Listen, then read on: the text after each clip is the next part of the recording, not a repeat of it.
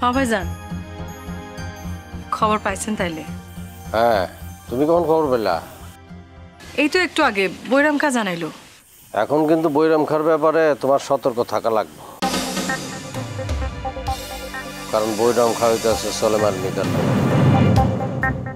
সলেমান মিদার হাতে গড়া কিন্তু বৈরাম খা আইসাই আগে বৈরাম খারে কাছে টানার চেষ্টা করবে। বৈরাম খা আমার সাথে না থাকলেও চলবো, আমার পাশে দুইজন মানুষ দরকার, এক আপনি আরেক উগান্ডা ভাই। বৈরাম খারে আমি সবসময় বোনাস হিসেবে দেখছি, দেখি এইবার সে মূল বেতন উঠতে পারে কিনা।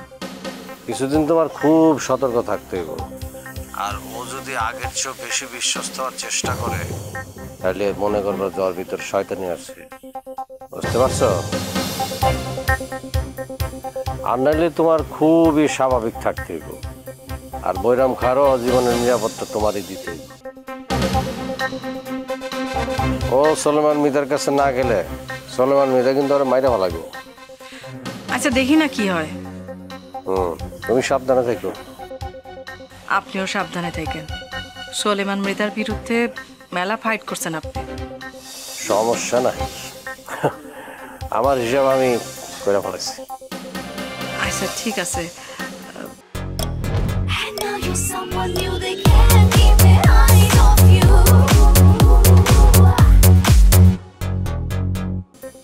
তাইলে কি রাখবো ভাইজান? আচ্ছা আচ্ছা ঠিক আছে, তুমি রাখো, আমি দেখছি। কার লগে কথা কইলা? দিবার লগে কথা বললাম। এই রাত কইরা দিবার লগে গুটুর গুটুর না করলে হয় না? এই তুমি এটা কি ধরনের কথা বললা? আমি তোমার সত্যি কথা বললাম, দিবার লগে কথা কইলাম, আর তুমি এটা কি উত্তর দিলা গুডুর গুডুর? এটা কোন ধরনের ভাষা? তুমি তো থার্ড ক্লাস মানুষের মতো কথা বলা শুরু করছো। আই গুটি, একদম আমার লগে মেজাজ দেখাইবা না কইলাম। মেজাজ না দেখা কি করবো? ঘটনা তো কিছুই জানো না। সলমান মেজাজ সারা পাইছে। এবার তোমার বাইরাতে রিটার্ন টিকিট ধরাই দিই, লগে আমারও দিই। কেমনে এটার থেকে বাঁচবো এই ব্যাপারে কথা কইলাম দিবার লগে, আর তুমি উল্টাপাল্টা কিসব কি কথা বলা শুনতে পাচ্ছ? আই কই যাও? যাই একটু যাই, মাথা তো এমনি গরম আছে, আর তোমার সাথে যদি কথা বলি আরো মাথা গরম হইব। যাই একটু চায়ের দোকানে গিয়ে চা খাই, মানুষের লোক কথা বলে একটু ঠান্ডা হইব মাথা।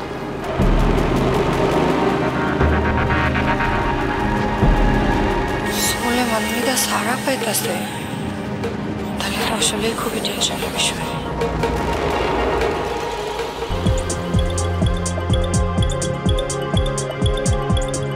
আমি কি ওই থেকে তো ঘটনা ঘটে গেছে। কি ঘটনা করছে? আরে সুলেমান মিদা জেল থেকে ছাড়া পাইছে। জানি তো। জানেন? হ্যাঁ। শোনেন ভাবি, সুলেমান মিদাকে কোনোভাবেই রসুলপুরে ঢুকতে দেওয়া যাইব না। ওস্তাদ তারে পুলিশের হাতে ধরে দিছিল, এখন সে ঢুকতে পারলে প্রতিশোধ নেবে। আর সে যদি একবার রসুলপুরে ঢুকতে পারে তাফালিং শুরু করে দেবে। ওই আমি কি জীবিত আছি নাকি মইরা গেছি? কোনটা? জীবিত আছেন। তাইলে ডরাইতেছস কেন? আমি তো চাই সুলেমান মৃধা এই রসুলপুরে ঢুকুক এবং সে আমার কাছেও আসুক। আপনার কাছে আসতে পারলে সে নিজেকে বিজয়ী মনে করবে ভাবি। তাই মনে হয় তোর? জি ভাবি। ঠিক আছে, তাইলে দেখতে থাকবি। অবশ্য সুলেমান মিদা আগের সুলেমান মিদা নাই, কারণ তার ভাই আসলাম মিদা সবকিছু নিয়ে তারে ফোকলা বানাই দিছে। লাভ কি হয়েছে? নিজে তো কিছু ভোগ করতে পারে নাই, এখন তো জেলের ভাত খাইতেছে। এসব আপনার মতো ঢুকবে না কুদ্দুসা ভাই। খাই খাই খেলে পেট ঢোলকা বানাইছেন। এই ওকে সাবধানে কথা কবি। আরে কি সাবধানে কথা? আবার আঙ্গুল আমার কথা বল বেটা। বেশি কথা বলেন আপনি সব সময়। আর কথা বলে এই, তোরা কি থামবি? আমি সামনে দাঁড়ানো, তোরা দুইজন নিজের মধ্যে নিজেরাই ঝগড়া করতেছস। হারামজাদা কথাকার, যা দুইটাই আমার সামনে থেকে যা। আপনি একলাই থাকবেন এখানে? হ, তো গো দুইটারে যাইতে কইছি, যা। বুঝছি তো, ঘড়ি তালুকদার আইব, এই জন্য আমাদের সরাইতেছে। বকুলপুর টিভিতে প্রচারিত হওয়ার পূর্বেই সম্পূর্ণ নতুন এপিসোড দেখুন শুধুমাত্র দীপ্ত প্লেতে।